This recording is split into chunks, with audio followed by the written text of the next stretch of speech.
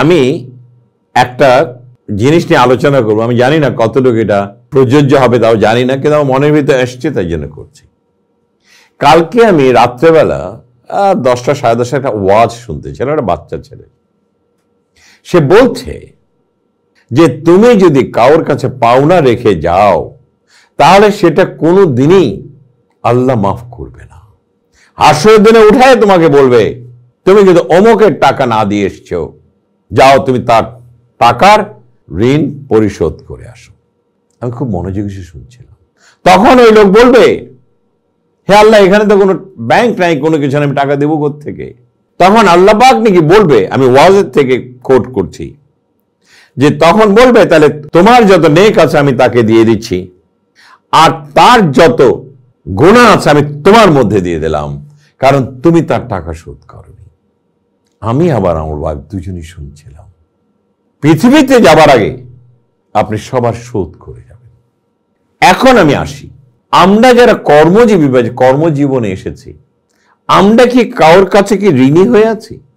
আমরা যদি বলি আমি প্রচন্ড ইমানদার, আমি হজ করে এসেছি, আমি ভালো মানুষ, আমি কর্মস্থলে যদি ফাঁকি দেই তাহলে কি মালিকের কাছে আমি ঋণী হয়ে গেলাম না? হলাম কি হলাম না? আপনি 10 মিনিট 15 মিনিট আধা ঘন্টা পর অফিসে ঢুকছেন, বেতন নেবার সময় কি বলছেন যে আমার আধা ঘন্টা করে আমি দেরি করে আসতেছি, আমার মাসে তো 15 ঘন্টা দেরি হয়েছে, আমার টাকাটা স্যার 15 ঘন্টা কেটে দেন? কিন্তু আপনি নিয়ে যাচ্ছেন, ঋণী হয়ে গেলেন না মালিকের কাছে? এই ঋণটা শোধ করবেন কি করে? এই ঋণটা শোধ করবেন কি করে? নামাজ দিয়ে কাজ হবে না। আমি কাজে আসলাম, কাজে ফাঁকি দিলাম, মালিকের কাছ থেকে যখনই আপনি টাকাটা নিলেন ওই কাজের ফাঁকির কিন্তু ঋণী আপনি হয়ে গেলেন। আল্লাহ কিন্তু আপনাকে মাফ করবে না। আমি আমার লোকদেরকে, যারা মুসলমান যারা আছেন, যারা কর্মজীবী, তাদেরকে সচেতন করতে চাই। ভাই, মৃত্যু আপনার হবে, কাফন আপনাকে পড়তে হবে, কবরে আপনি যেতে হবে, তবে ঋণগ্রস্ত হয়ে যেন না। আমি জীবনে যতদিন চাকরি করেছি আমি কখনো লেট হইনি, কেউ বলতে পারবে না। ফিলিপসেও না, ইয়াংবনে তো নাই, এবং মোবিলেও না। আমি কিন্তু এই ওয়াজ শিখিনি, কিন্তু but that was my mental frame, my attitude. Why should I be late? কারণ আমি তো টাকা নেব, লেটের টাকা তো আমি কখনো ফেরত দেইনি, সেইটা বলবো না, নেব না, করবো না। আমি আপনাদেরকে, মুসলমানদেরকে বলছি, সত্যিকারে পবিত্র যদি মুসলমান হন তাহলে মালিকের কাছে কখনোই ঋণী হবেন না, কারণ এই ঋণের বোঝা কিন্তু আপনাকে নিয়েই কবরে যেতে হবে। আমরা অনেকেই আছি অফিসে একটু দেরি করে ঢুকলাম, 15 মিনিট 20 মিনিট 1 ঘন্টা, এমনকি 11টার সময় অফিসে আসেন। বেতনটা কি তখন মালিককে বলেছিলেন আমি কিন্তু অমুক তারিখে 2 ঘন্টা আসিনি? টাকাটা নেওয়ার সময় কিন্তু নিয়েছেন, কিন্তু আপনি কিন্তু ঋণগ্রস্ত হয়ে টাকাটা নিলেন।